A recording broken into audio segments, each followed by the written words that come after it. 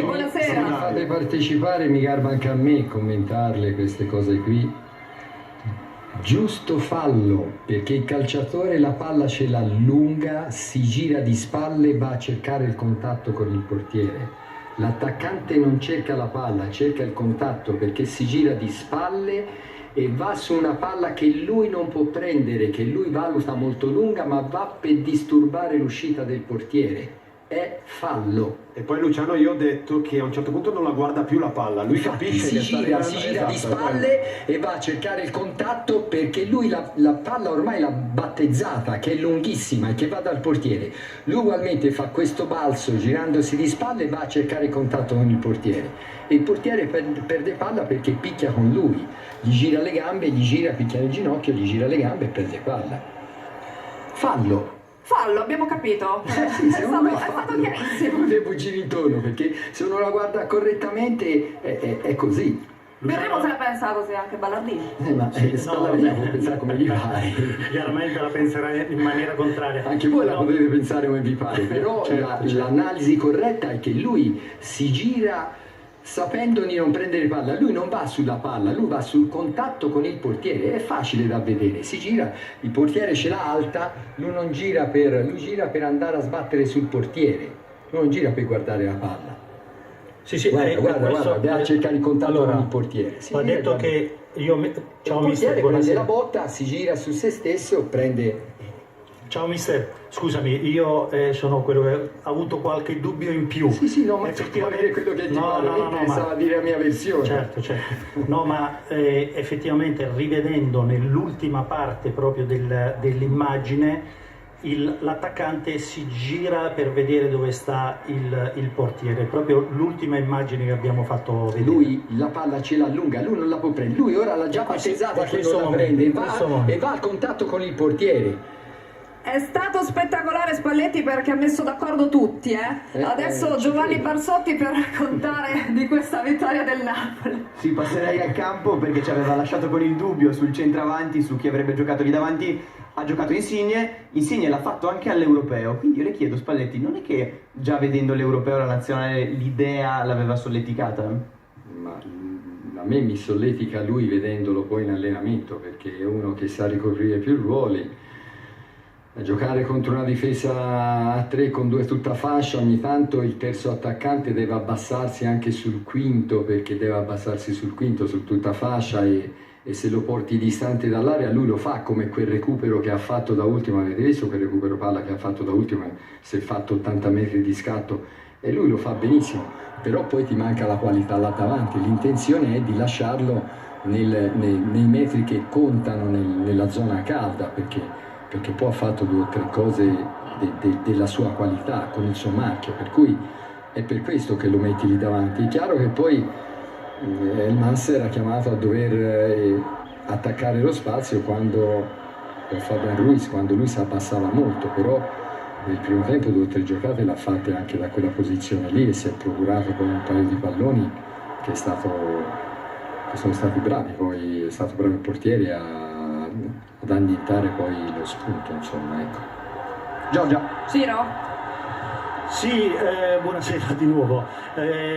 No, allora, effettivamente noi ci aspettavamo un Insigne che tornasse molto di più per poi lanciare in particolar modo Lozano oppure Politano tra i piedi con l'inserimento dei 2 centrocampisti, ma le cose più belle le ha fatte quando ha attaccato la profondità. Ovviamente questa è una soluzione di emergenza, immagino, e non può essere considerata come qualche anno fa Sarri fece nel momento in cui si infortunò Milik, si inventò Mertens lì davanti. Credo che... non so se sei d'accordo con me, mister. Sì, no, quella di Mertens fu sicuramente una grande invenzione, ha queste qualità lui di saper prendere palla sui piedi e di andare nello spazio. Insigne è più bravo a prenderla sui piedi perché quello è il suo marchio, la prende, si gira e imbuca. Mertens forse è più bravo anche ad andare nello spazio. Noi purtroppo ora in questo momento qui ce l'abbiamo tutte e 2 fuori, sono assenze che ti danno una mano, perché poi ora con i 5 cambi, dentro la lunghezza del campionato, insomma bisogna recuperare qualche calciatore, ecco.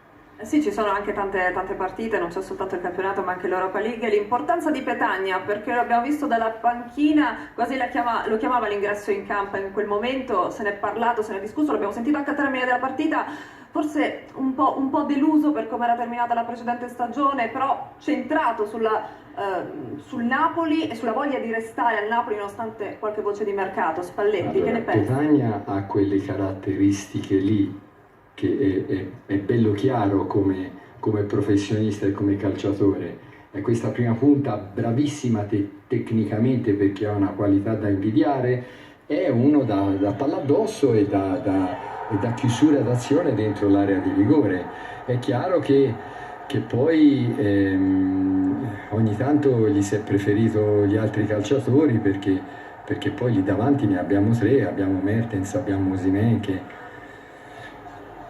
che si può fare anche qualcosa di diverso quando giocheremo e avremo i 2 mediani e il trequartista, può essere un sottopunta, può essere Insigne, può essere, allora poi ti viene a mancare o ti dà la possibilità di inserirlo anche di più, però il timore è quello che lui poi, non usandolo, è chiaro che si stufi un po', e questo per me è una cosa che va chiarita con lui, ecco. Oggi, prima della partita, siccome poi ci sono discorsi che possa anche andare, perché con il mercato aperto e con dei calciatori bravi, poi questa possibilità esiste sempre. Quando gliel'ho chiesto ho detto: ma se ho bisogno e ti metto dentro? Ma la risposta è stata: stia tranquillo mister, che io faccio quello che devo fare, nonostante sia chiacchierato.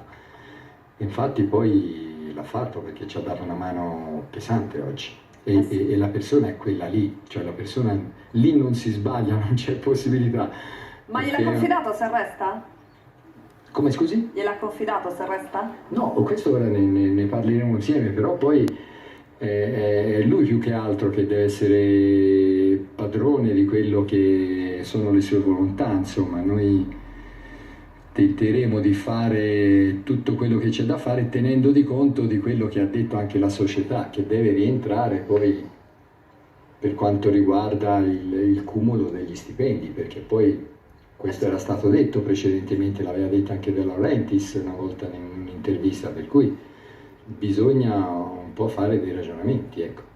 C'era un'immagine in particolare che avevamo catturato di Petagna? Spalletti con Petagna. No, quella Cosa le ha detto? No, qui quando è venuto qui ha fatto come si fa tutti, siamo contenti, ci si trasferisce quella che è la gioia per coinvolgersi un po' a vicenda, ecco. Lui era contento, io ero felicissimo, ha avuto una reazione da bomber, perché ha avuto una reazione da bomber vero, per cui giusto così, insomma, ecco. Eh sì, il Napoli c'è comunque tra le 7, come ha già sottolineato, sì, per me dirlo o non dirlo è la stessa cosa, ma se a voi fa gioco che io lo dica, lo dico, insomma, ecco. Il Napoli è fra quelle 7 lì, certo, non è l'8ª. Va bene, poi cercheremo di toglierne qualcuna, strada facendo, Spalletti. Ma non lo so, speriamo di non essere noi, perché poi di insidie che vengono dal basso ce ne sono, basta guardare l'intensità dell'Empoli avuta ieri contro la Juventus, dove nessuno la dava come partita possibile, invece i ragazzi, attraverso quella che è una non qualità tecnica, una non qualità di forza, un'intensità e un'idea di gioco, hanno sopperito, hanno vinto i ragazzi dell'Empoli di Andrea Azzoli, hanno vinto poi una partita importantissima, per cui bisogna stare attenti a queste insidie qui, ecco. Grazie Spalletti. Ciao Ciro. Ciao mister.